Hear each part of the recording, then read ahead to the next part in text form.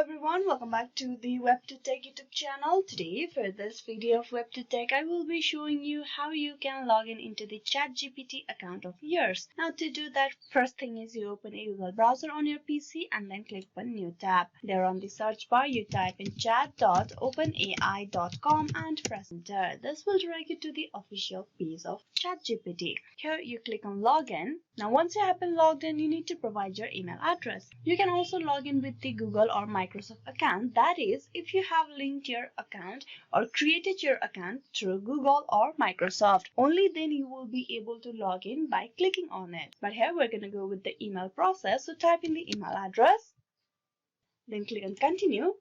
Now provide the password and then click on continue.